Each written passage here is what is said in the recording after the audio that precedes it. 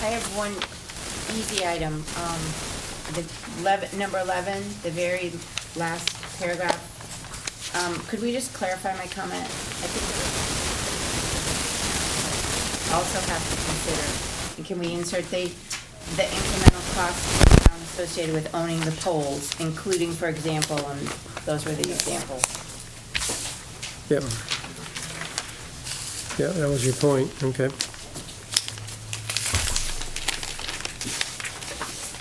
See the Black Island Times when you did it, right? Linda, anything?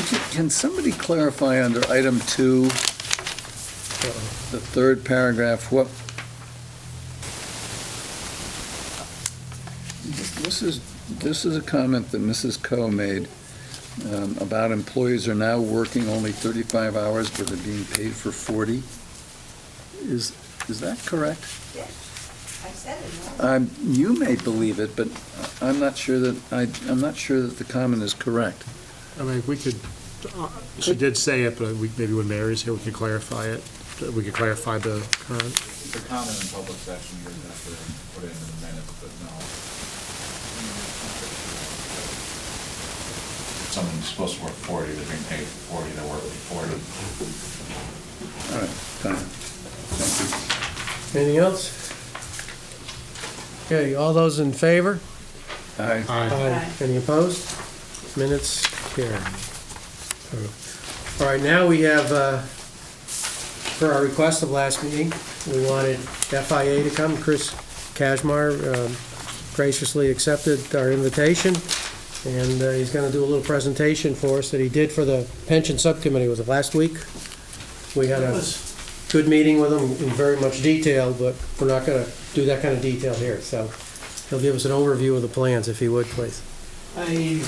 Chair's permission to distribute some Sure. materials, just to frame the conversation.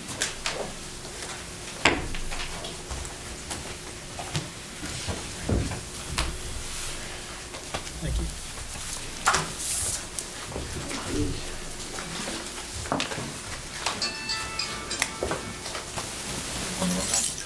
I'm all set. I don't know how many you need. Good evening, everyone. As the chairman described, just as a reminder, I think we've done this to some extent in the past, but fiduciary investment advisors, they provide to the town non-discretionary services.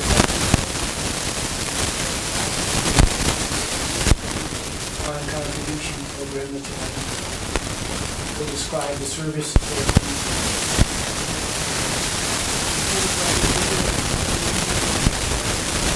About $37 billion, and then some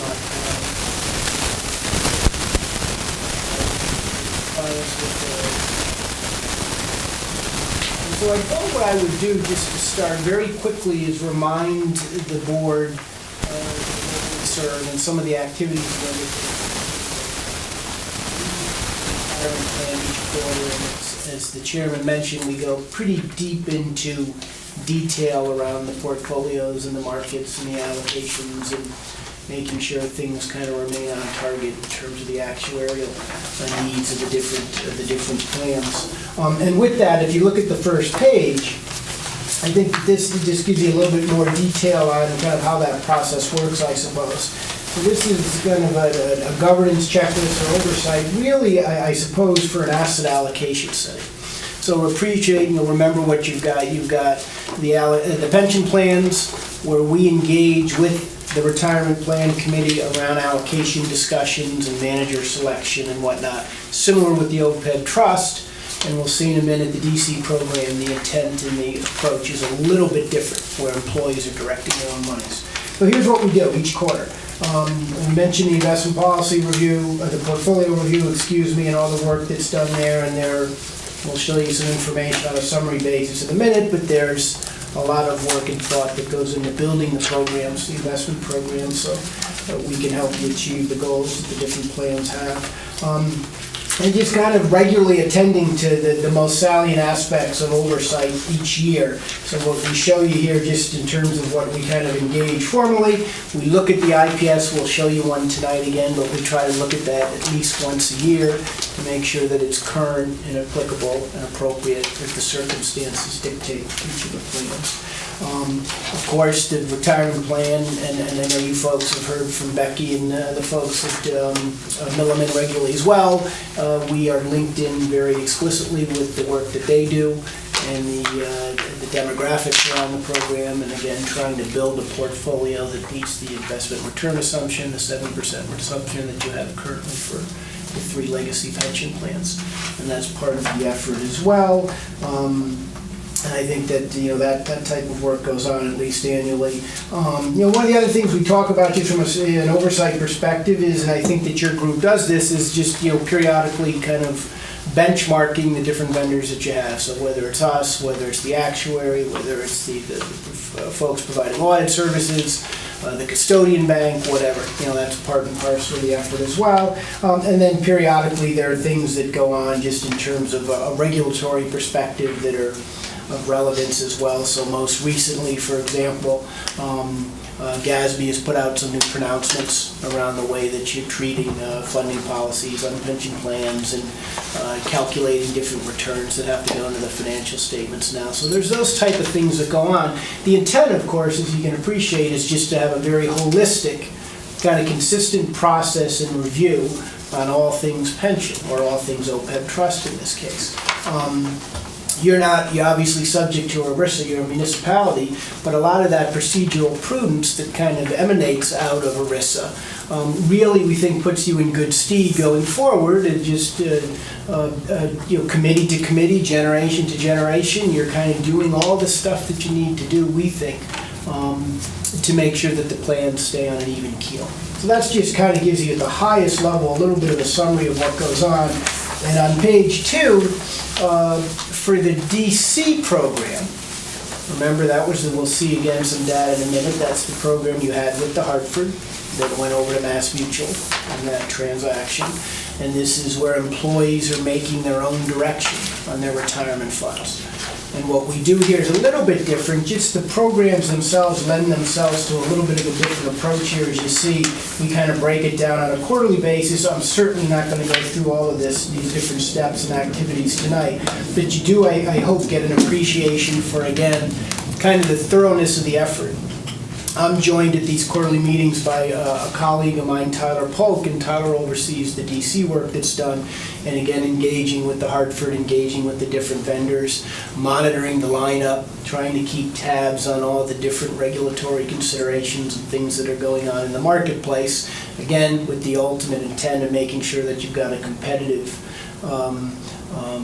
program in place on behalf of those folks who use the DC lineups.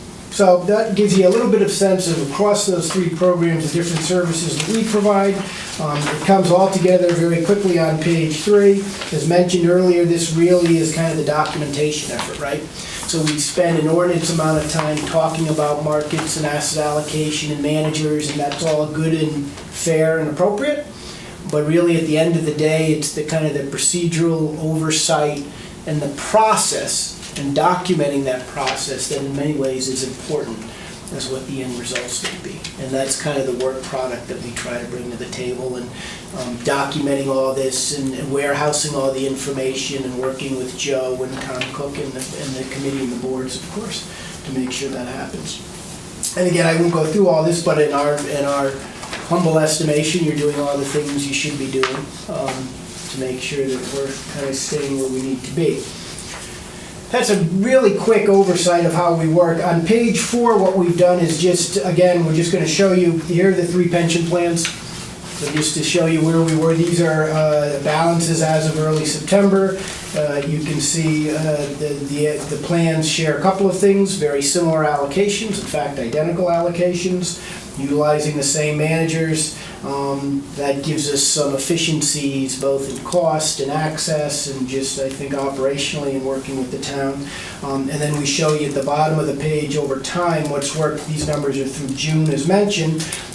You've read and heard and seen a lot about the reparations going on in the investment markets and the financial markets, and fortunately the pension plans have participated in that recovery. So you see there the numbers on the bottom of the page, annualizing through June at 12.3% over the last 5 years. As you know, your actuarial target's 5% for the pension plans. So that, the relationship has been a constructive one, at least versus what the objectives of the program are. And we spend, again, a lot of time talking about this in greater detail with the retirement plan committee. Those are the pension plans and the assets. If you flip ahead to page 5, there's a similar schematic for the OPEB trust. This was established several years back. The approach, as you can see, is a little bit different. The allocation strategy is a little bit different, a little bit more conservative than the legacy pension plans. It is custodied at Simsbury Bank, and you can see it is essentially a fully indexed portfolio.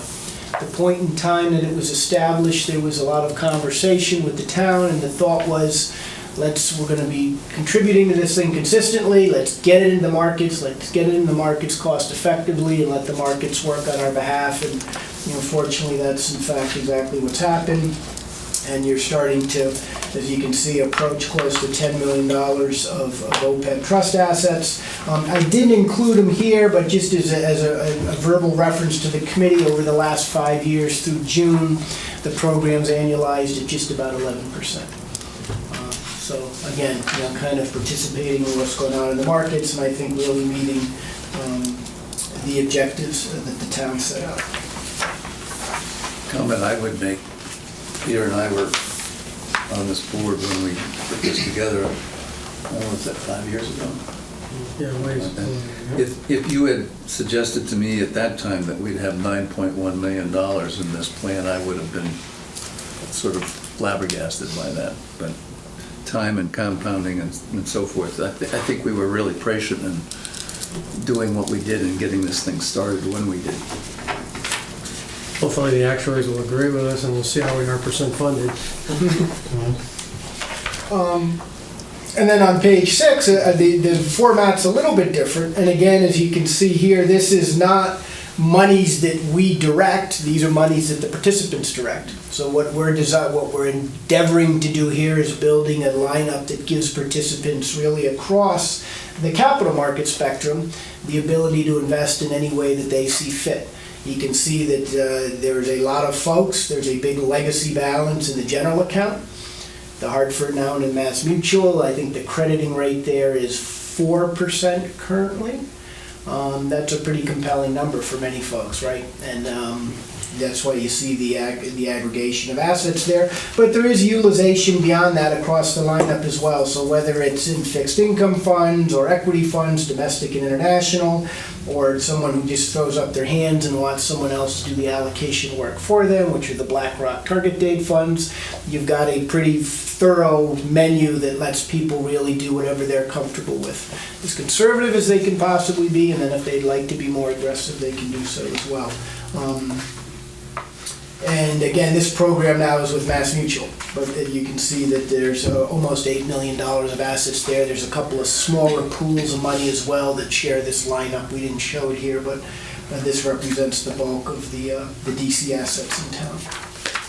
You may not know the answer to this, but it appears that the balance has declined significantly. That's probably not due to investments, so is it the number of participants that wonder? Yeah, that's a great question, and I'm not as close to the workings of the DC. I can find out from Tyler. I thought we had that question at our meeting last week, and we had a logical answer to it. It's obviously not market decline. I think it related to So we could have left and rolled the money over. yeah, people left, took their monies and just went elsewhere. Weren't using the program anymore. Sure.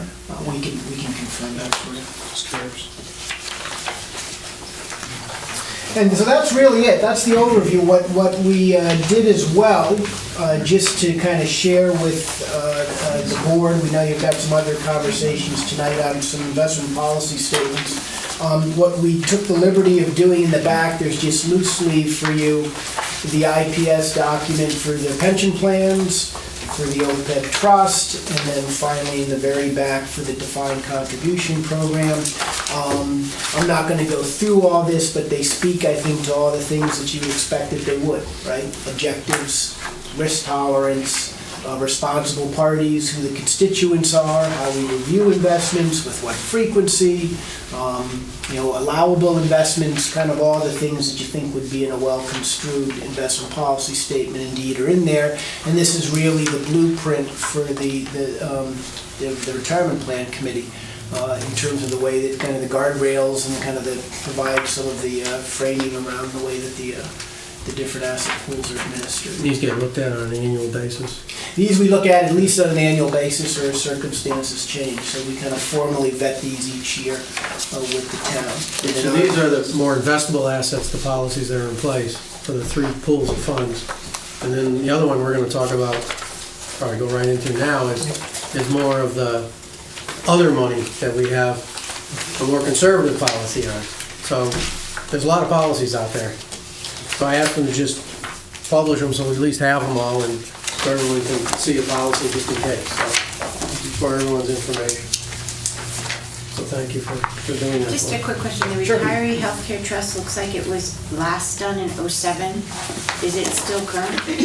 Yeah, so that's a great question. So it is still current. It still reflects the current allocation strategy. I think one of the things you'll hear on the heels of Milliman, I think you're due maybe for evaluation on the OPEB trust. Is that imminent, maybe? I didn't think it was this year, I thought it was next. It's every 2 years they do an evaluation. So if it's forthcoming, there may be edits that need to be made to it as a result of the conclusions that the actuaries draw. But I think as it exists today, I think it's current, it's the latest version, and it's applicable to the sense that it's mimicking the allocation strategy and what's being done.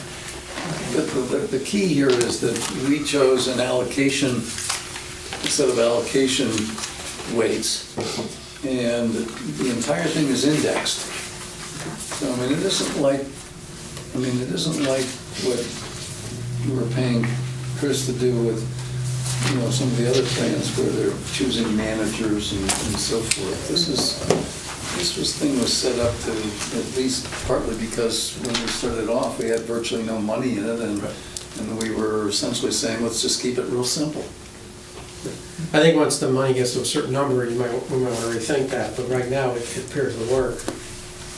Yeah, but we're up to over $9 million, and that's pretty good in, 6 years? Yeah, no, it's worked out. And we were putting in, 600,000 a year, and we put a little extra in here and there, and, last year we put in an extra 700, so lo and behold, you chip away at it, next thing you know, you got some real money. So now we're getting up to real money, so now we might have to go off that philosophy one of these days, and like the pension plan has, over 50 million in it? Yeah, collectively. 40 or so. 40 or so.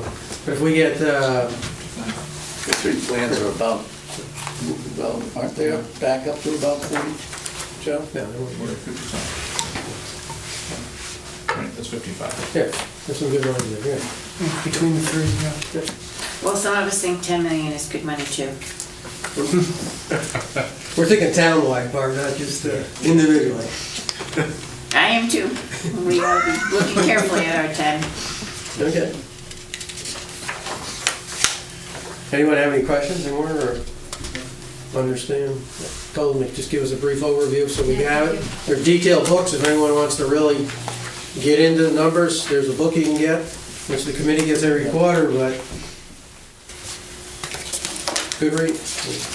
No, they give us a lot of detail, and Chris said, we spent, the other day, we spent better part of 90 minutes digging into this. Yeah. And Yeah, we made some action, there were some changes and recommendations they made on fund managers, they go on watch, and then we go through a process, and I think it's a very well thought out, documented process. In this day and age, you have to document everything you do, so I believe it appears we're doing reasonable documentation. On the committee, we have Nick and I from this board. Selectmen has Lisa Hebner and who's the other one? I'm not sure. Then you have two from the Board of Ed. And Mike Wade and Mike Williams and Mike Goman. Mike Bowman were there. And then we have Paul McElhaney and who's the other outside? Schultz. Phil Schultz. Phil right? Schultz. Yeah, they're two of the members from the old board that we had. So we've got essentially an 8-person board that's giving us a fair amount of oversight from time to time. Plus Burke and Joe are on there, so there's 10 people I'm doing it. every quarter. All right, so that's for your information, just so we understand what's happening. Information for us on policies, so anyone got any questions? Feel free to contact Chris or Joe or Burke on it and get back to it. Why don't we now get into the investment policy? So before you guys get started, Barb had given a lot of constructive grammatical changes. Nothing substantive, still all at the same thing. It just tried to deal with the comments from the last meeting about balancing the interest of security and return.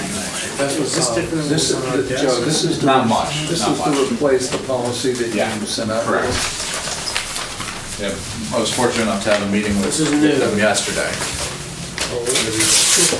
Gotta get my X's in.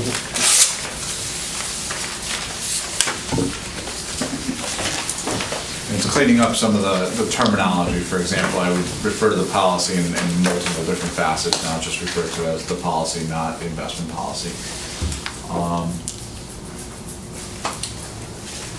We already had one cut at it, and I'm hoping this change, it looked like all the changes that Barb had suggested is what was encompassed in the conversation that we had at the last meeting. I don't know if you guys have any more questions.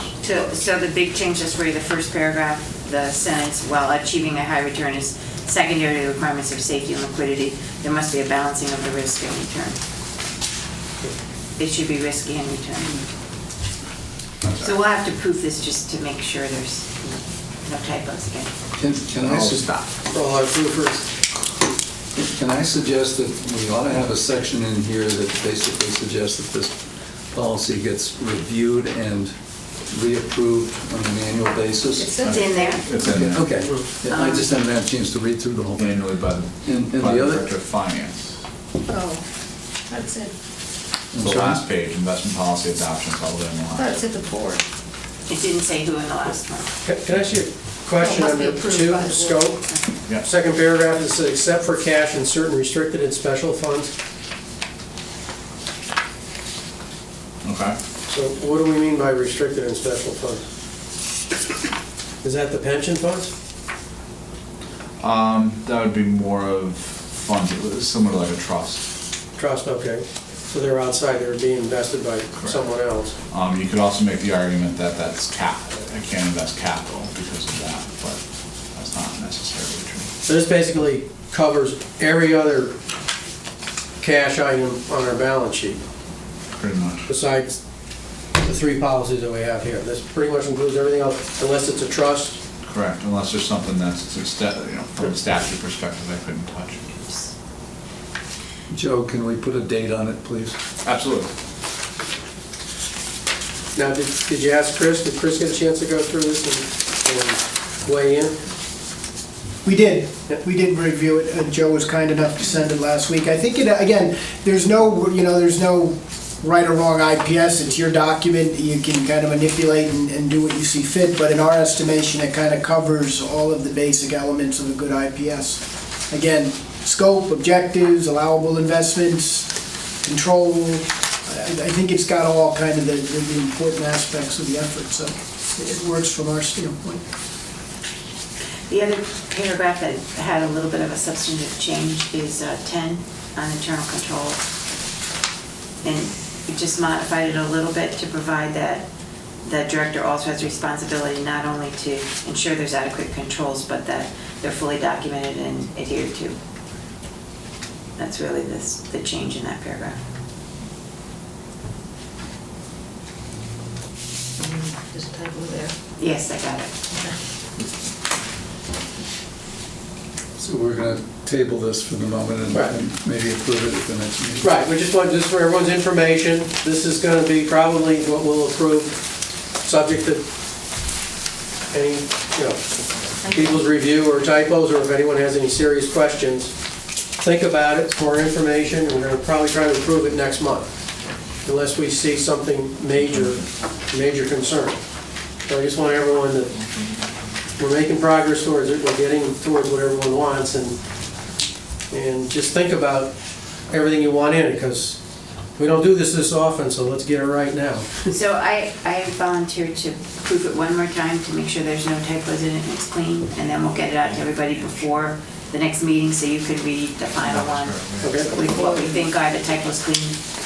So if we find any fault, we'll make that change at the meeting. Sounds reasonable? Is that all right, Joe? Yeah, absolutely, absolutely. Okay. Still looking for the typo on the internal controls. TOO, should be 2.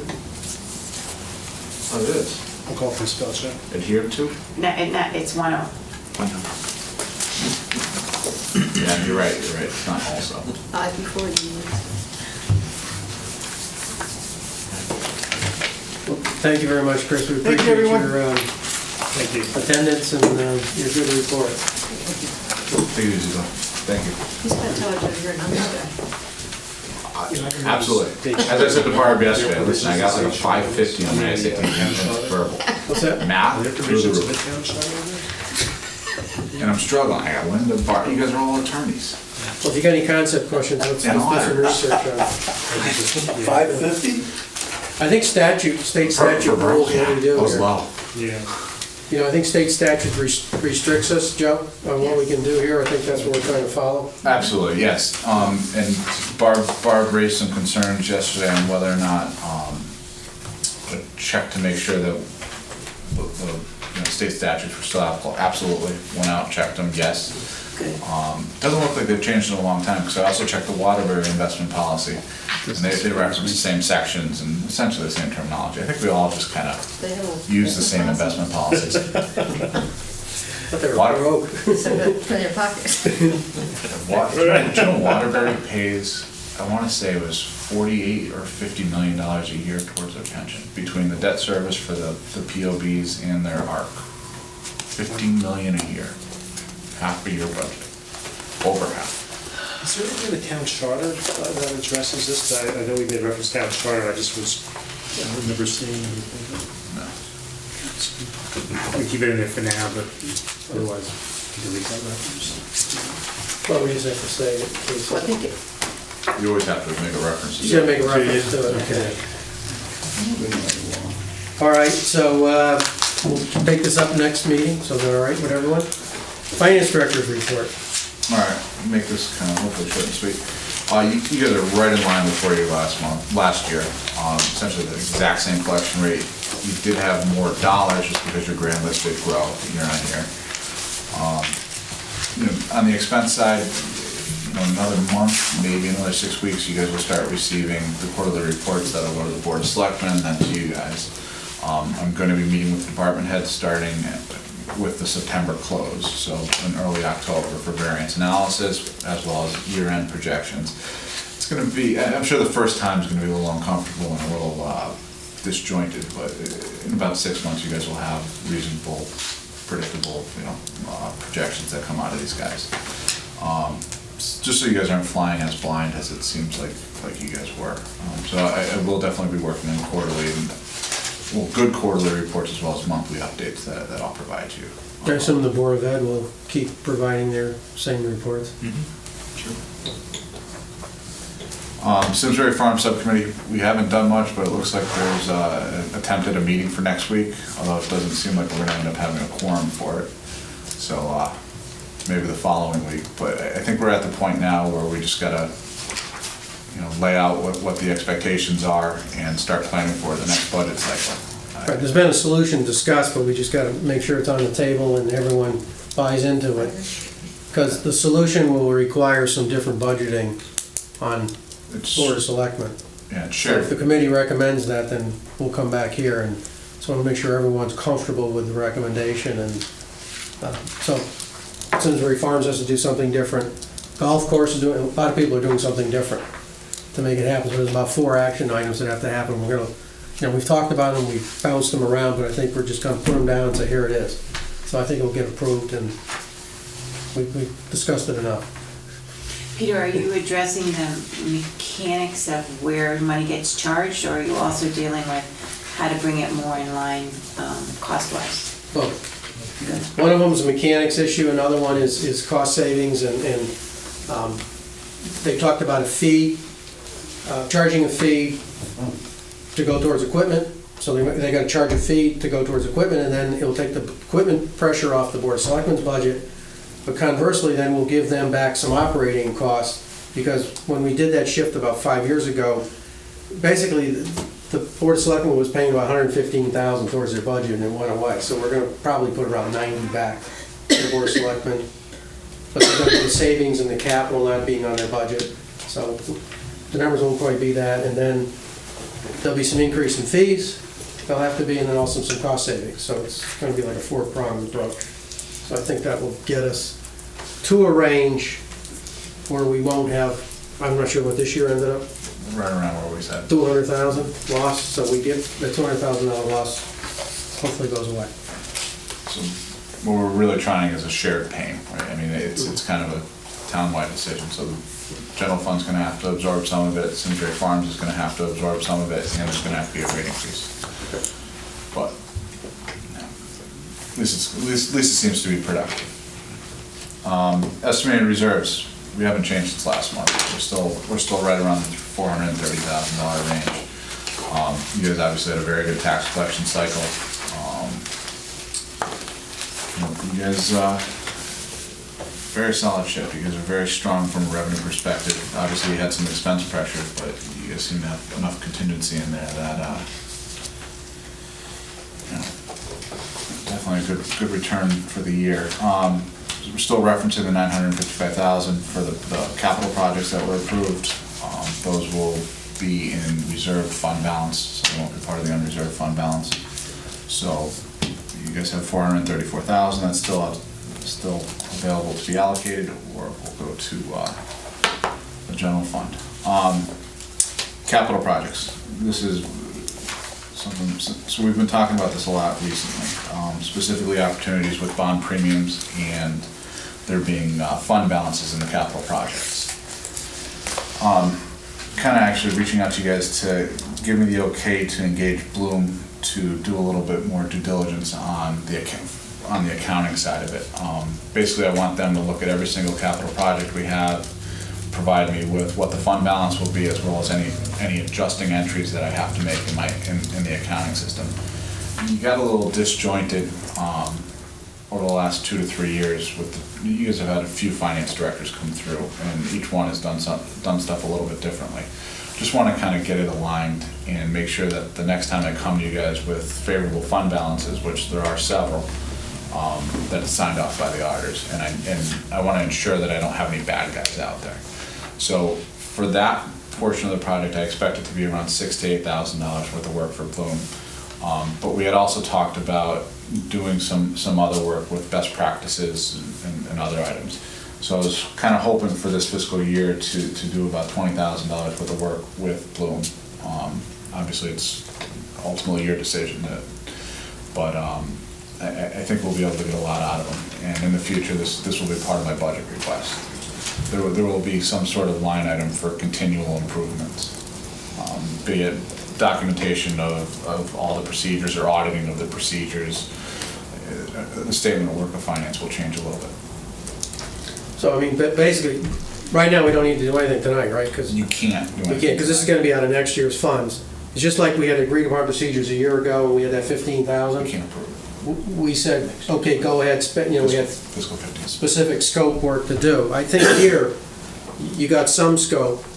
Do you have a scope out of them, what they're gonna do in the capital projects with a Well, fee? I haven't gotten the full estimate Yeah. yet, so no. But if you come with a scope and a fee, then I'm sure we'll give you the permission. Yeah. I have no problem, as long as we have a scope. Scope means extent of the project and what they intend to do for it, procedures, and then we can see the benefits out of it. I think just getting that capital known, because that's been out of balance for a few years now, we're finding favorable things, but we want to make sure it is favorable, and before we go spending this money, would be nice for somebody comes along and the auditors, to be fair to them, this is way a real deep dive, deeper than you're paying an audit for, so it's Yeah. reasonable to pay that And 7 to 10.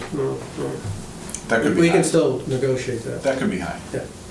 But now, they signed off on the audit every year with those capital projects in there, right? Materiality is a wonderful thing, Barb. Yeah, okay. Wonderful thing. So if I could, And ask them what the number is for materiality. Yeah, If it's it's a lot within bigger $1 than million, these. it's Yeah. okay. And Barb, they also talk about using estimates. Right. And in Bloom's defense, some of these questions that I'm asking them, they did ask last year. They just didn't get the answers. so there's a So- question on the process for selecting Bloom. Is it just simply more cost effective because they're already in our books? Oh, And yeah. we couldn't find anyone else who could do that deep dive? Yeah, absolutely. I mean, they have our general ledgers for the better part of the last 15 years. So they already have. They most of probably have the- more information than we have. So they're gonna be going back that far. Yeah, and the part, so just so you guys know, the way that accounting, or the way that the audit process and accounting typically works is at the end of the fiscal year, you basically hand over your general ledger, and they start putting together your financial statements. Ultimately, at the end of that, you get what's called adjusting entries. Those adjusting entries are what brings your books in line with what the audit is. I'm not 100% confident that all of those entries over the last 5 years have been done, and some of them look like they were put in one-sided where, you know, it affected fund balance and not cash, or vice versa, affected cash and not fund balance. So I just want them to clean it up. All of my concern is on the capital side. So I've done the majority of the analysis. Now I need them to go through and make sure that we agree. Well, on the operating side, I'm assuming a very regular basis, they're doing account reconciliations, aren't they? Yeah, so like if you take the general fund, for example, it's a one-year fund, it's not a multi-year fund. Whereas capital projects continue in And I'm talking perpetuity. about until on an they're done. interim basis, so that they, I mean, theoretically, both the internal staff and the auditors have multiple chances of finding things that are getting out of line if something's not being handled properly. I would agree, yeah. You know, it's easier to see it in the general fund. These don't stick out in multi-year. What it highlights is we need to document policies on how we do things and make sure everyone's aware of them, like how you record a bond premium. You know, we don't document that, so therefore they did it many ways. So we need a consistent way, and what it did is it created, actually, we have more favorable fund balance in capital, but nobody focuses on that. It's kind of, capital is just kind of a fund over to the side, and but eventually it has to come out when you close out a project. Well, the high school stayed open 7 years, and that's a long time. Well, there was some problems in that account when they finally went to close it. So that, you know, it takes 7 years before you finally figure it out. That's a long time. So we're trying to make sure that everything still open, there's not any problem. I think that's what they're gonna do. Because you've worked on it a while. I have. And I think there's still some areas, there's still some confusion. We'll make sure we get it right. So I think it'd be prudent to do that. So we're going back, we may have to go back 15 years, you're saying, so these. No, No. 7 or 8 years, 5? Yeah, 5 years, I would imagine. Most of the balances from when Kevin were here, they're very solid. I have yet to find an error in anything he's done. And then we're anticipating a favorable. Yes, Yeah. absolutely. Not material, but favorable. No, it's a material favorable, it's half a million-ish. So, but the reason I want to do this, and the reason I want the auditors to sign off on it is I don't want to give you guys a favorable number and then all of a sudden find a bad guy out there that I somehow missed. You know, I have found accounts that were set up that I've had to clean up since I've been here, so some of the documentation was definitely lacking, I would say, for the last 2 years. So from a timing perspective, wouldn't it make sense to have this completed if possible before we get to the next budget cycle? It's gotta be. I'm gonna do it like as soon as I get a vibe from you guys on whether or not you're comfortable with it. what we're effectively doing, we can't technically approve it, but we're saying we will approve it. Correct. So go do the work and then we'll approve it when we can legally do it. Correct. We can't approve this until So you're January. looking for a consensus from the board to Consensus, move ahead? right. Yeah. I'm comfortable with it. Are everyone pretty comfortable? So I I think, appreciate you it, know, thank you. but you're gonna do it now, Yeah. so we have better numbers, and it wasn't anticipated. And you already have an estimate from them. Yeah. You don't. I have a rough estimate, but until I see something in writing. She asked me what I had in mind, I told her 4,000. She didn't balk, but I expect it to be in the 7 to 10 range. I have total confidence you will negotiate a good price. So we have consensus to approve in amount consistent with what you can Not the future, negotiate. yeah. All right, great. And we're talking about up to $20,000. That Well, includes, that includes. No, best I'll practice. assume it's the low number for now. The 7 to 10. That's fine. Okay. If he's gonna do best practice and something else, you should come to us on what you're gonna do. New and- statement of work, Right. correct. So this bond cleanup has to get done right away, that's 7 to 10. And then if we're gonna do something else, he should come to us with what that's gonna be. So I would just suggest maybe for best practices, that wouldn't be a given, that we shouldn't bid that one. Okay. The cleanup stuff That's is fair. different I because they agree. were here and they, you know, they're in a different position, but I agree wholeheartedly. That's good. Yeah. Get a fresh opinion in here, that could hurt. and a better price maybe. Yep. Now, if we hire Cone Resnick, does he have to retire? Okay. He's planning to anyway. Year and a half, I'm retired. All right, so the last part is utility projects. All right. This is pretty good. Bert came down and we had a quick conversation with Peter last week. We brought forth a business case where a capital investment is made from the town, or anyway, in a project where the energy efficiency ultimately ends up paying for the project. There's a lot of terms that are thrown out there. There's performance contracting, where you sign a contract with a contractor that's out there that'll guarantee you savings.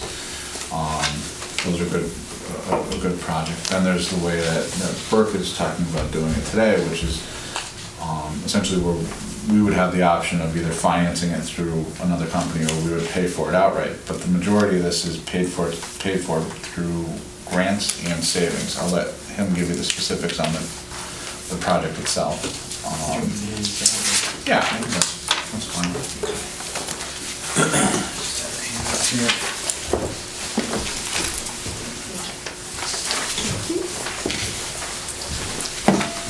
So, rather than use the word grant, although it sort of functions in a similar way, the utility companies through, I believe it's one of the various clean energy programs that Tom is more well versed with than I am, have provided incentives for efficiency program for quite some time. And in the 6 years that I've been here, I know we've engaged with these successfully. The Henry James boiler project, we received incentives back, which were in turn deposited back to the town general fund.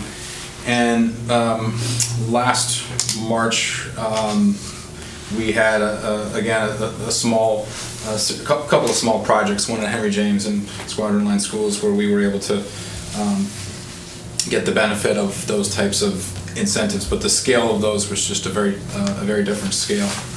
So what has happened over the past month roughly is our supervisor of buildings and grounds, Steve Twitchell, has been in touch, had some different companies provide proposals to us, and we had a presentation where the town engineer Jeff Shea and Steve and I heard from this company called PowerPoint Energy. So they've got three areas, but the largest one relates to Simsbury High School. A large amount of kilowatt hours could be saved, is what they're showing us if you replace the exterior lighting primarily to LED. We've done these types of lighting programs in the high school and various other schools where we've gotten incentives to replace lighting.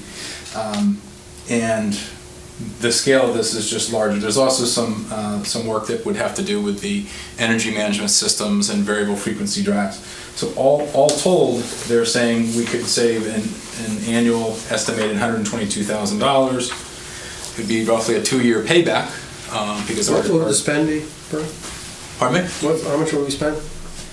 229? This is a $229,000 project, they're saying net to us after the proposed utility incentives. That would be $465,000. This is just for this one high school portion. There's some smaller projects. So they have offered sort of this out-of-pocket financing, no out-of-pocket financing option.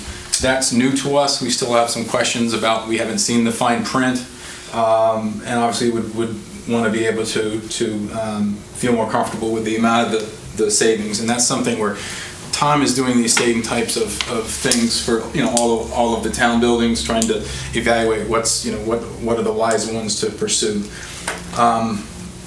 So in terms of what my question was, given the magnitude of dollars, I've heard it stated at some prior Board of Finance meetings that there's potential interest in spending money to save money, especially in this area. So I wanted to know whether it was something that we would even be able to consider use of reserves for something like this. Then we could actually, as we prepare next year's budget, we could look at what that net decrease in annual operating costs would look like.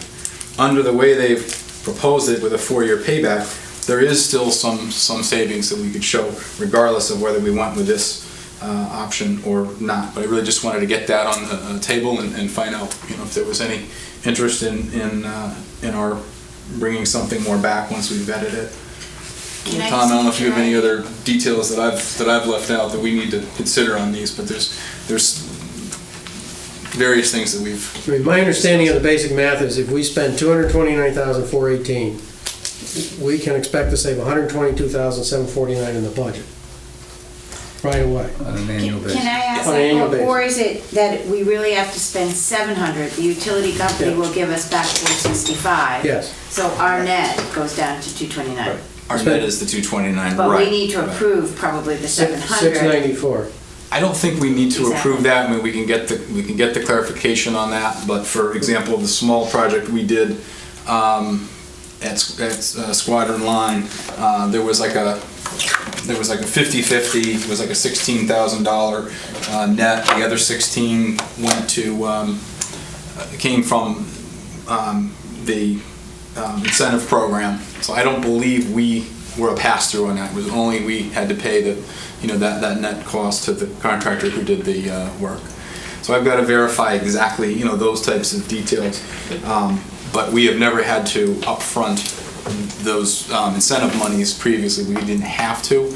But that's something that I'd like to be able to verify. When he told me about this, I said, that's exactly what I was talking about. Sometimes you invest money to save money, spend money. So you get a 50% return day one forever on it. So the question is, how do we know we're going to get that? And how do we do this budgeting wise? I mean, there's other options where the vendor does it and you don't get the savings. You don't save anything year one, but eventually you get the savings because you're paying him. But I said, well, he's going to be making the money somewhere, so take him out of the middle. Why don't we do it if we have extra money? Now, some of my thoughts are you just outright take it out of reserves, or B, maybe we set up a special capital non-recurring fund to do projects like this. Right now, we have a capital non-recurring to buy equipment, and they pay it back over 5 years.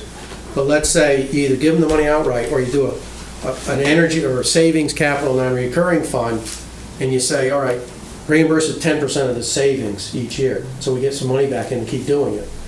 But it gets it going, and we get budget savings right away, so this would save the taxpayers 1/8% in taxes, year one. We have the money, so why not use it smart? I like the idea of savings, fund.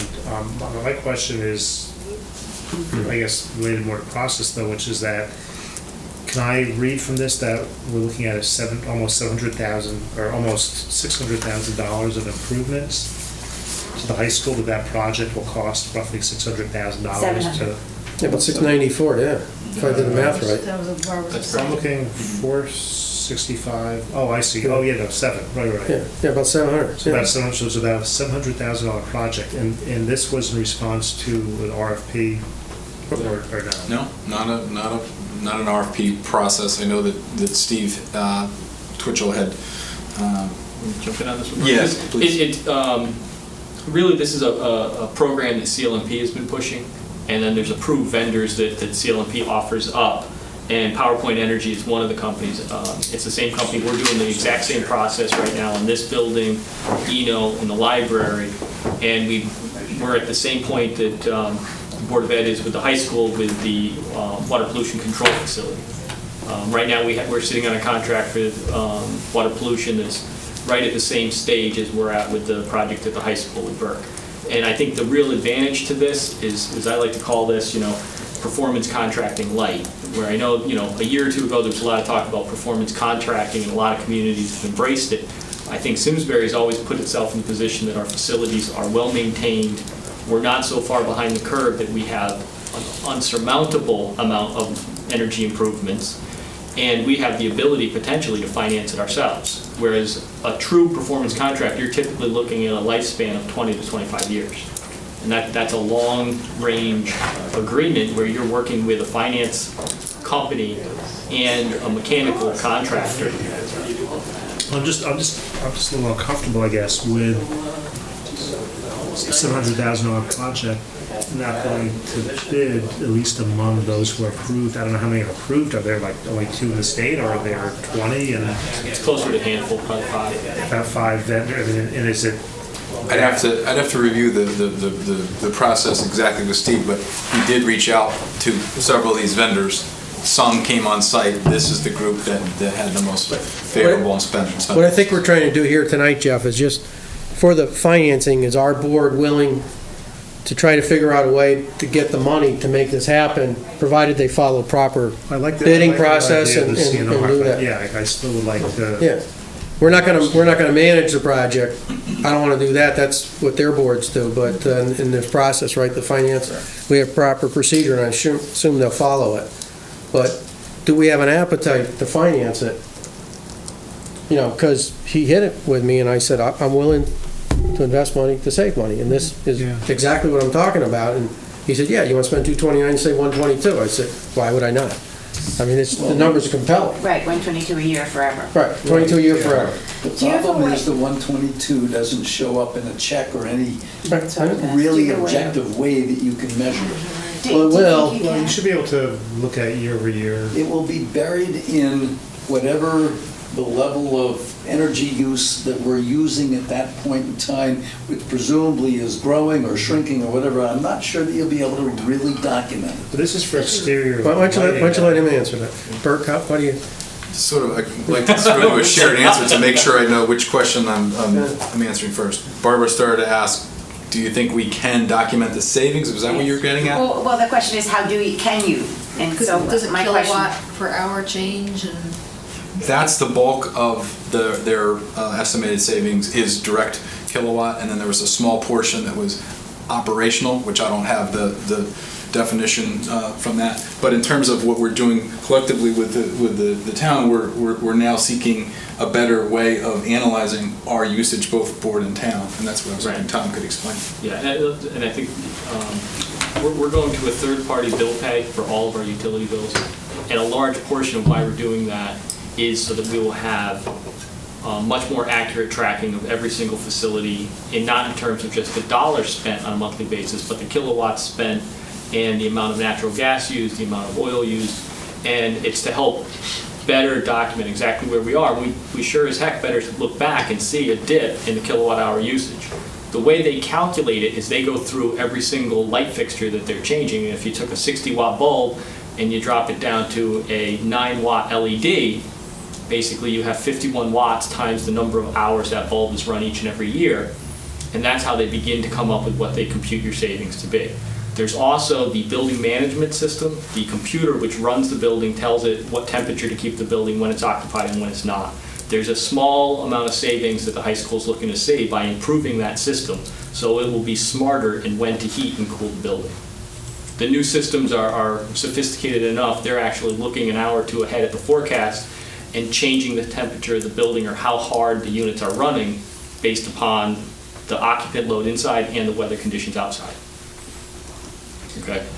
Well, I'm comfortable with I like the idea of this in our fund savings fund. I don't know, are we looking to make a Well, decision tonight? what I think we'd like to do is if we are still, if we're interested in it, put our concerns down. You know, obviously we all have concerns, we've got to understand it. How's it work? How do we know we're going to get what we think we're going to get? List all our concerns, but financially, maybe next meeting we'll come up with a suggestion as to how we can do this. You know, I'll work with Burke and Joe, and we can figure out, and Tom, we can figure out Yeah, a this is. funding source or how we can approach it from a budgetary standpoint, how our board can participate in this. You know, and we can list our concerns because we have oversight and overview. And if we're going to set up a fund, we want to make sure it's used properly. When you say a fund, you're talking about a special revenue fund? Well, you can do a capital non-recurring fund. I was thinking of, like we have, there's a couple ways to do this. I don't know, I got to think about it. Okay, what you need to think about, or we need to talk about, is how do you credit that back so that you can have something that isn't causing this to just sit out there, But what you can do is maybe say, okay, you got the savings, and we document the savings, and 10% of the savings, it reimburses it every year, and then we're putting money back into the fund to keep doing it, to invest in something else. So we have a continuous fund to invest. It's not like our typical capital non-recurring, where it's a 5-year payback, because we're trying to pay for that equipment. We're trying to get savings, and they have to just share some of the savings, but they're going to get immediate savings in their budget. So if this can save this kind of number, if these are truly the numbers, that's a big savings to the taxpayer. So, but the third-party vendor, my experience with those in private sector was they were taking pieces of the savings too. So if we're having a bill pay process and our kilowatts go way down, they're doing stuff to manage our bills too. How do we know they don't take credit for some of the same savings that came from the light fixtures? On the third-party bill pay, we're paying a per bill fee, but they also, part of their charge is they're looking at all of the parts of the utility bill that very few of us know what's right or wrong. The taxes, the fees, the tariff, the distribution charges, the rates, and they have historically shown a significant savings on that, on the order of at least 5%. So, we feel that's going to be revenue neutral, if not a savings to the town by going through that process. The other thing is that's going to answer Nick's question, which is we're going to be able to look back year by year, month by month, and see what our kilowatt hours per month has decreased by. And it's that delta that we can use to potentially come up with the appropriate number to repay the fund. The other thing Burke and I had talked about a little bit, and again, this was all kind of moving fast and furious this afternoon, was we currently contract with an on-call energy manager for select procurements and things. And that would be the type of person we could, again, we're talking enough money, it's worth having a third party come in, a true third party, arm's length away from any of these contracts, to verify what they're saying is accurate and to make sure that we're getting exactly what we paid for.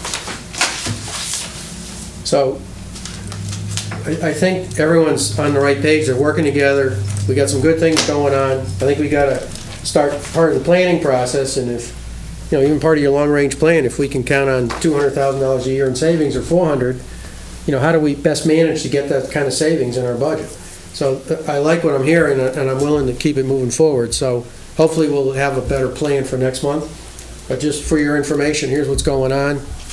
So just start thinking about it. Any concerns, list them, send them to Joe, and we'll make sure we try to address them. Yeah, what's my charge for the next meeting? What am I doing? Well, we got to come up with a way to fund this, and how we recommend we fund this. Okay. A funding recommendation for our board. And then maybe we have a better information on the projects and how the funds are used, oversight of the funds, what fund we recommend we put it in, Joe, what I want to avoid is that 10 years from now, somebody will say, gee, we set up this fund, it's got $229,000 worth of net expenses in it, and it hasn't budged since then. And we got to figure out some way it's going to close itself out, or become, as Peter was suggesting, generating, a growing balance of savings over time, so that we know that we've, one, been successful with the program, and two, that perhaps we can be doing more of these things or similar things. Okay. When they lower their budget every year by this, we know we're successful, right? That's what we're looking for. That's the end game, but That is what we should say. that's what we're trying to see. We're trying Well, to, the key is how you see it. It's Right. not how right, there's gotta be a measurement issue here, and I think Right. we have to overcome, figure out a measurement mechanism so everyone can feel comfortable the money was well spent. Exactly. And I think that's part of the challenge too. So we have to start talking about how we're gonna measure it. So I think we know where we're going.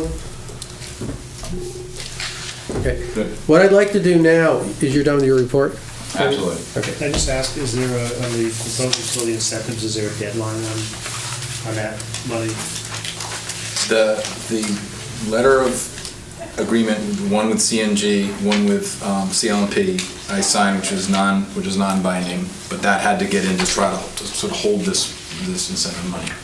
So that's where I'll be looking to follow up and get some more information from PowerPoint, along with some of these questions that we've just been talking about. And I'm not aware yet of any next deadline. Clearly, if the work can be done this fall, which is what we were told it could have been, that would be the only, that would be the only sort of urgency, is the sooner we decide, the sooner we can move forward. Yeah. Make everyone aware, we have a 7:30 time, we gotta get out of here. So I'd like to request that we amend the agenda to deal with item 8 and 9 first before we go back to 7. So if we could do 8 and 9. Second. All those in favor? Aye. Any opposed? Nay. The agenda's amended, so let's do the open space request.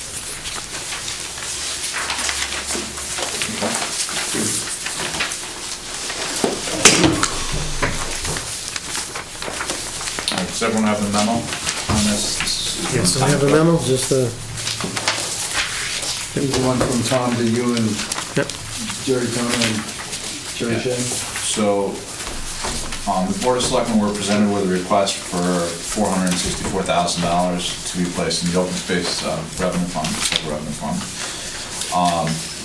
Ultimately, they determined they approved about $74,000 to be sent over to you guys to be placed in a fund that doesn't necessarily exist right now, but they listed 5 items that they wanted to fund. The Ethel Walker Consultant Services, obviously you guys are buying that in the next couple of months. Forest Management Plan Administration, this is where we'll get our plan for timber rights. Park and Rec Open Space Management Plan, just how do we better manage our open space. Bike Trail Maintenance Plan, this is similar to the road thing that you do, right, Tom? The one for 5,000 is similar to what our pavement management plan is for the roadways, which would be a similar process for the bike paths. And they also approved $25,000 for park and recreational short-term repairs. Covers a full litany of items. So the request that they're asking for right now is $74,000. I believe they want us to take it out of reserves and transfer it Fiscal 14. 14 back in, so it would come off of that reserve schedule if we did that, because we haven't technically set up this fund with rules yet. Correct. So to meet their need, because some of this is something, the urgency they were talking about 2 meetings ago, I think, to get some of this done. So I said the only way I know of is we take it out of reserves, put it back in their budget, they spend it, and then, when we set the fund up, we set the fund up, we're not holding anything up. So basically, so the Board of Selectmen passed the 49,000 and the 25, so they've sent it to us for our permission, for our authorization. And they want to do this work this fall. Correct. Yeah. Anyone have any questions, or? So, I keep raising this issue, but it feels like that when we did the budget the last time through, it was not comprehensive, and there's these other things coming out that we knew we had pockets of money to pay for, so we didn't put it all on the table at budget time. I don't know if that's right, but it kind of feels like they keep coming with Well, this, more this, this year than other years. this I view different. I mean, this open space is, because we have the open space, and it's kind of basically, it's a new initiative. I view it as. Well, the Ethel Walker piece maybe, but not, Not the 25,000. exactly, not park and rec short-term repairs. What does that have to do with Ethel Walker acquisition? For open space management. Right. So it just feels like these were things that really should have been budgeted. Or maybe when we did the budget, we assumed we would get the money here instead, but I don't wouldn't disagree. I mean, Barb,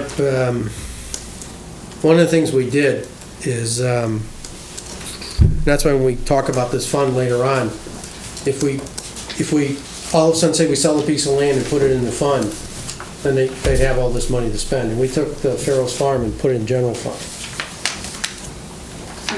So we had extra money that we hadn't counted or budgeted. We took money away from Well, I don't know that we did, because there wasn't a policy saying that they were Right. entitled to You're that right. money You're right. anywhere. I per se don't have a problem with it. It's reasonable amount, it's getting us going, something they've been talking about for a while, we've been hearing about it. You know, we were all committed 2 months ago, 2 meetings ago to go, and they didn't have a number, now they have a number. Now, I asked, there's a bigger plan in there where there's some more money down the road, you know, when is that gonna come? And my understanding is that's gonna come through their budget process, through a more formal request in the budget process. Well, that was sort of what I was, I think, getting at a couple of months ago, is that let's be comprehensive about this and take a good look at it and do it right and do it, you know, not, I mean, I don't disagree with Barb. I don't really like having stuff come back to us, you know, several months after we've got a budget started and so forth, but stuff happens and there's things that need to be done. So I understand, is this the municipal open space fund? This will be the special revenue fund governed by? It is for That is items policy. of that, but we have not adopted that policy yet. And it wouldn't all fit under it. So this money will be simply for these items, These items. and then they will go into a special revenue fund or no? Nope. No, okay, so it's just direct.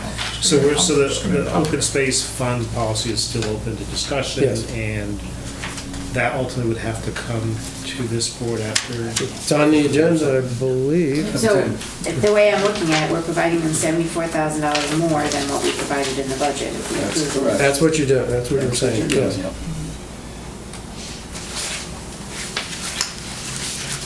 So it's the 49,025. Right. I'll move the 74,000 as described in the memo here. Second? Second. Any more discussion? All those in favor? Aye. Aye. Nay. Any nays? Yep. One? So we have Me. 5-1? Okay. Motion carries. And can I just, since I'm voting no, I'm not against doing this stuff, I'm against the process of it showing up post-plan, because I think we should plan for it. So noted. Hopefully next year is different. Next one, generator request. Peter, before you jump on that, I didn't know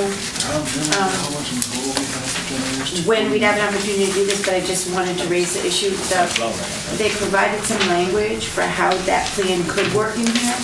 There was a policy they sent us. That's not the open space rules? Yeah, that's the open space fund. That's another agenda item. Okay, so you're gonna do that as a separate? Yeah. Okay, thanks.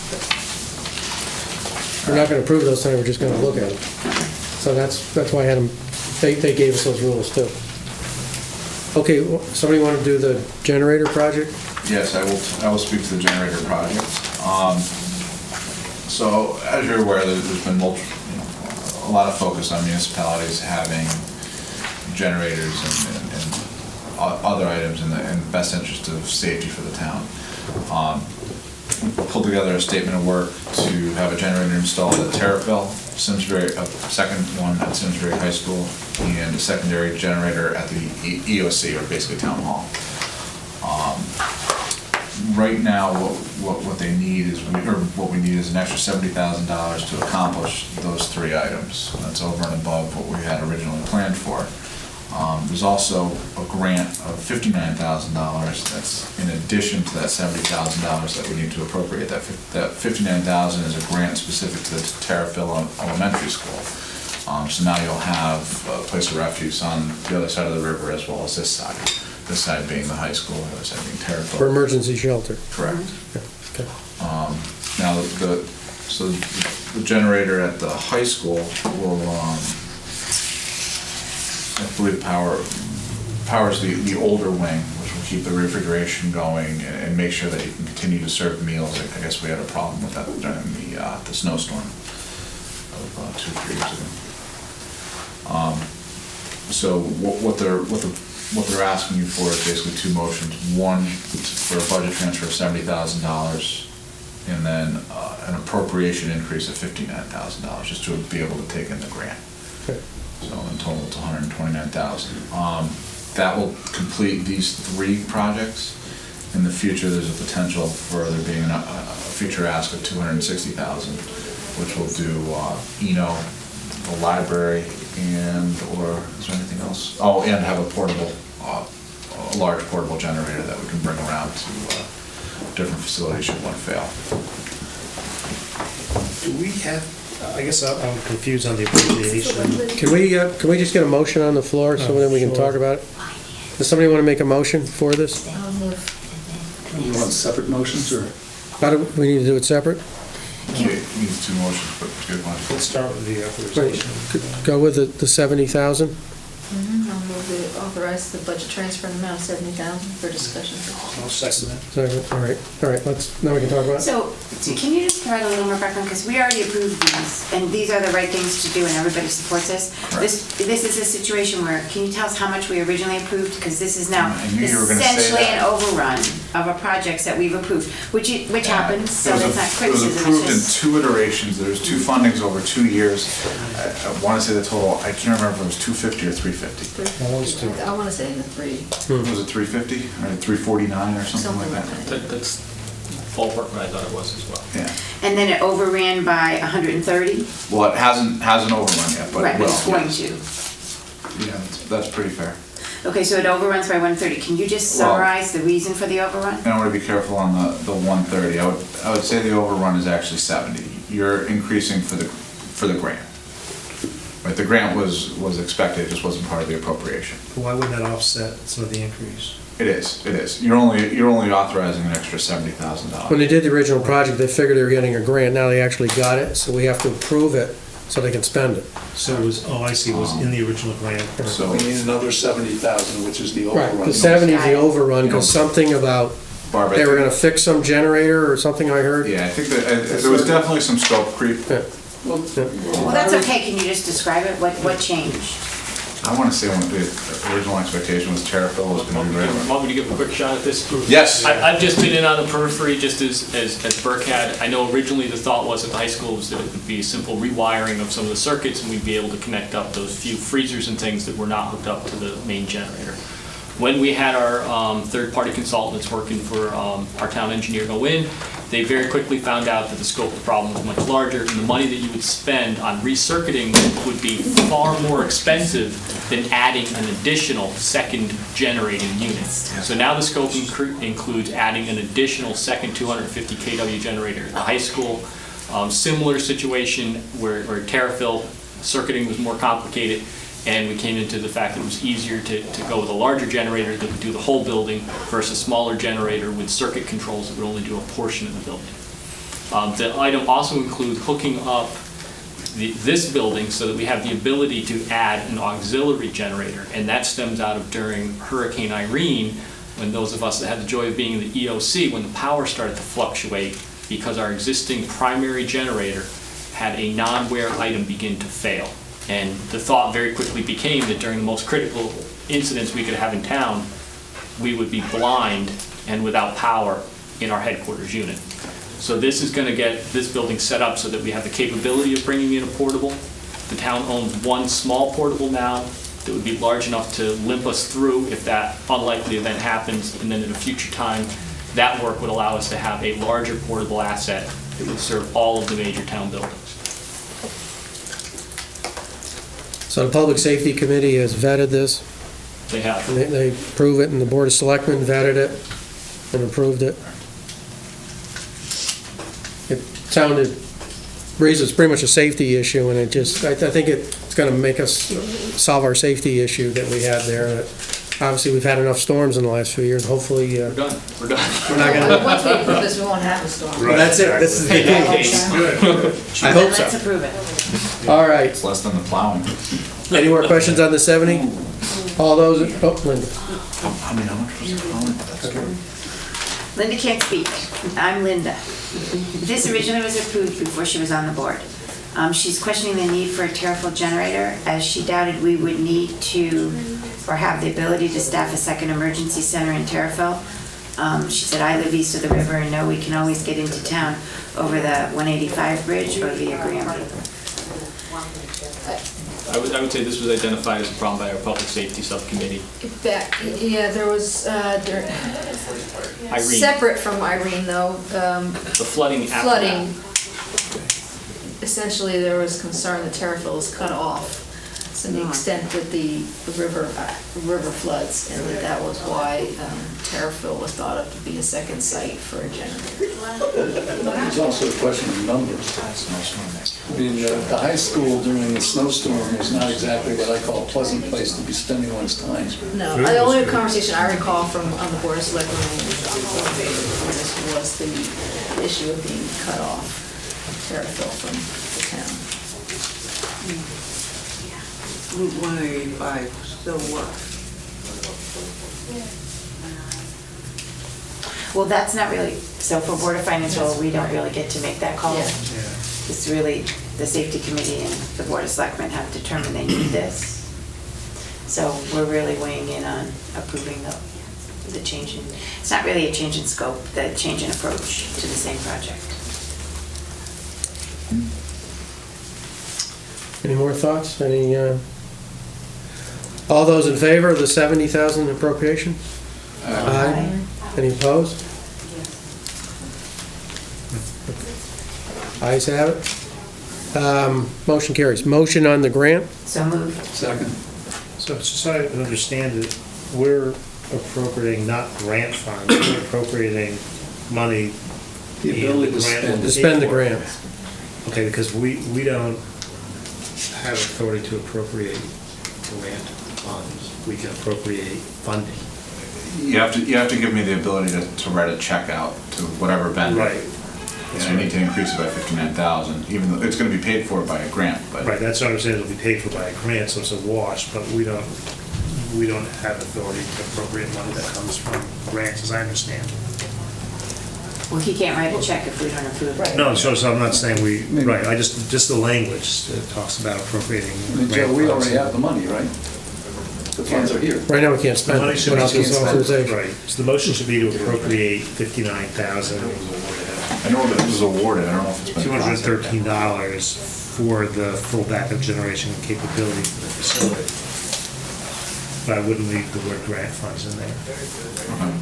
Appropriate funds for the Terrafil School, 59,000. Who made the motion on the Which will board? be offset by grant funds. Whoever made the motion, I seconded it. Okay. Any other discussion? All those in favor? Aye. Any opposed? Carries, all right. Now we'll go back, so those two passed, now we're gonna go back to the reserve policy. Yes.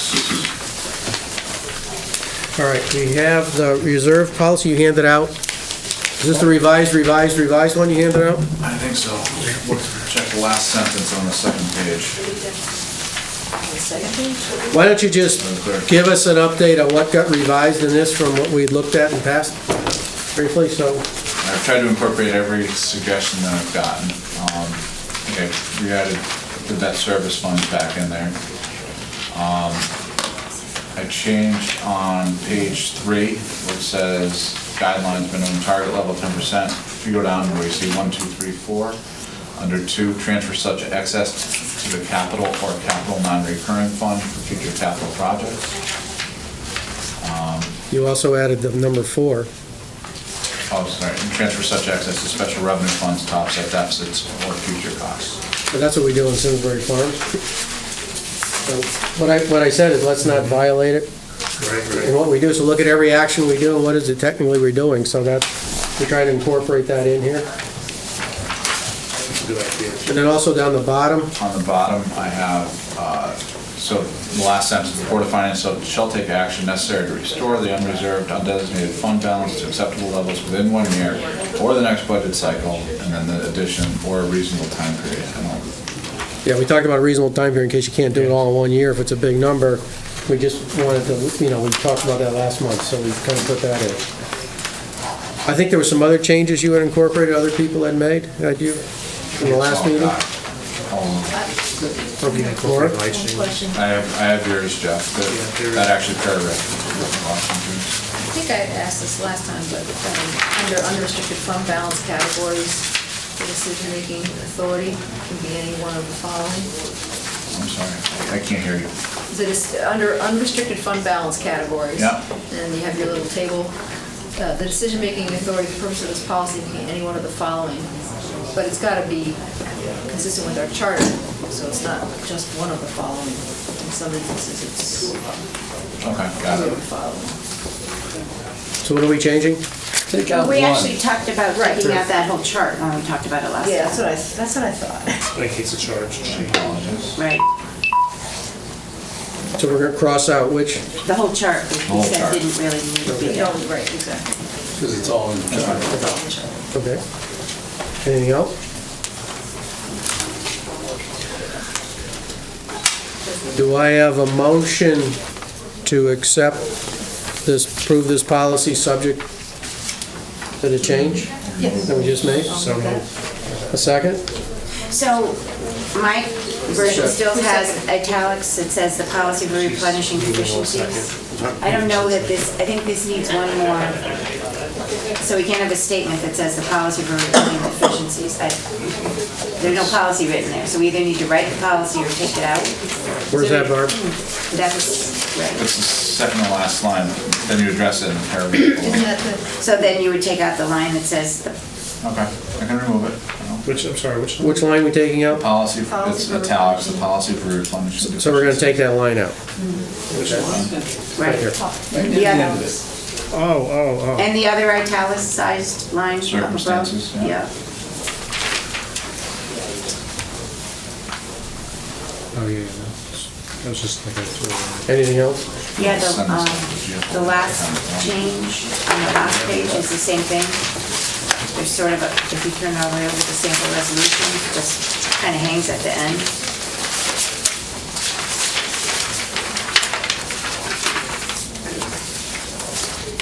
cross it out? Yeah, it's just kind of hanging, I'm not sure it's, Which one?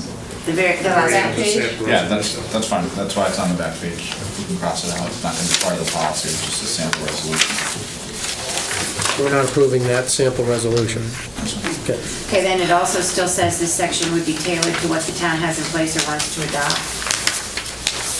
So I think we should just do a I'm gonna table clean. my motion and get a clean copy for us to approve at the next. That's fine. I'll do the same thing for you and mark it up, okay? We're tabling it? Yeah. All right. Anyone else has any substantive changes, please get them to Barb. So we can put it on next meeting and get this approved. So I think we're almost there. We got it whittled down to we actually gonna have a reserve policy, which will be good. So we've never had one, so we get one. It just takes time. You guys are good about the 10 or 12 yet? No, just don't get us going on numbers, all right? We're Talk just, about the important part. okay, so we're gonna table this. Do I need to, that motion, we're not gonna, the motion was withdrawn It was tabled. and tabled, so now we're putting it off to the next meeting. Did you vote that or? No. No, I don't think we do. I think we're all set. Okay. That's next meeting. So let's move on to open space rules. We have 5 more minutes. So I guess let's, this is coming from the Board of Selectmen. why don't you, Joe, what do you have here? What'd you give us here? Hold on, we've been bouncing around. All right, so it's in the open space memo, the one we just had that has the generator on it. It's the second communication that's in it, where I talk about the establishment of the fund, and what we're trying to accomplish, the purpose of the funds, what it could be used for, the definitions. The funding mechanism is where you guys are gonna wanna have a conversation. So this was brought before the Board of Finance, the Board of Selectmen. They kind of kicked it over to you guys to have you guys take a look. They didn't approve this. They did not No. approve this. So what I actually wanted out of I you don't guys. even think they discussed it, did they? It was just given to them, my We understanding, discussed it. a little bit. What I wanted out of you guys was hopefully to have 2 members of your board, I don't really care who, but work with me, flush some of the concerns through them. But basically, it's a special revenue fund. My understanding is the expenditures come back through the Board of Selectmen and the Board of Finance. Yep. Other special revenue funds, it goes that way, or it goes to town meeting. Like Simsbury Farms goes to town meeting, so that's a consideration. You know, on the expenditure side, we can make it go back through the voters. That might be a good oversight on this. My concern I've expressed to you is on the revenue side, sale of property, how it gets funded. And upon Board of Selectmen selling property, it automatically goes into this fund. Right. So with Farrell's Farm, it didn't, it goes into the general fund. Right. So now do we give carte blanche if they sell property? And I said, well, if they sell something for $100,000, I don't care as much as if they sell something for $1 million. I might care a lot more because it's a lot more money. So do we want that automatic to go in? Do we want a dollar parameter to have more oversight? Do we not want to have oversight? Those are the kind of things we got to think about. So this is more for our information. What do you want? What do you feel comfortable with? Our board's an oversight board, so how much oversight do we want? On the expenditure side, I think we definitely need oversight, and I think even maybe the taxpayers need it. On the revenue side, you know, I just started thinking about it, at least my mind. So just conceptually, where does the oversight come in? What do you feel comfortable with for oversight? What do you think our board ought to do? I think there needs to be some oversight on the Definitely. revenue side as well. So they've drafted sections 4 and 5, they've attempted to draft, basically saying they get all land sales. Yeah. And then 5, This is me, this is the mine. first draft, Joe, okay. Joe. And then 5, I marked up because it's just not exactly clear how that would work. So it needs to be greatly expanded on what the mechanics are of, you know, it makes it imply that all monies that come in will automatically get spent rather than holding them until there's something appropriate to spend them on. Yeah, that's why I put the, Question, is there a restriction on the sale of land? And I know for the acquisition, the public goes to referendum, it's over a certain amount, and is that the same for the sale of land? Don't think so. It's not. So I think there needs to be oversight. I think there needs to be more public involvement as well. I guess I'm also looking at this applying to acquisition, and I don't know what discussions there have been with the Simsbury Land Trust, which is a nonprofit, and I guess I'm a little concerned about money going to a fund to acquire additional land when we're trying to figure out how to pay for maintaining our current open space. yeah. But I think the purpose of the fund, to that charge, I think if we look in what it's going to be used for, I think it's somewhere in this definition, It's in the purpose of funds. the purpose of funds, so we have to Yeah. look at, you know, but that, Right. so we're going to raise a lot of questions, we got to think about it. I think we should channel them through, who wants to, you want to work with Joe on this channel, concerns, Jeff? I'm happy Does to anyone else want to work with him on express my this? concerns. If And just, we'll others- channel the concerns through Jeff, and so he can work with Joe on some of that, so that's unreasonable, so think about it, Send me your concern. send your concerns, and then we'll have it next meeting. That's why I want the other expenditures not, because this is gonna take a while to get this out, to feel comfortable with. This is not gonna happen overnight, but we're gonna work towards it, and we didn't wanna hold up those funds. We basically have another, committee has this room signed up in 2 minutes, so I move that all the other items that we move on to next meeting, I think we have one we did not get to. And, you know, we're talking about next meeting, we're going to talk about the insurance agent, we're going to have in here about our self-insurance fund, we're going to bring another advisor to talk about, and we'll move the other items, if that's all right to everyone, and entertain a motion to adjourn. So moved. Second. All those in favor? Adjourn. Thank you. We're going to get that reserve policy next time. We're going to get it. Finally. We're going to get it. Who are we bringing in for the insurance?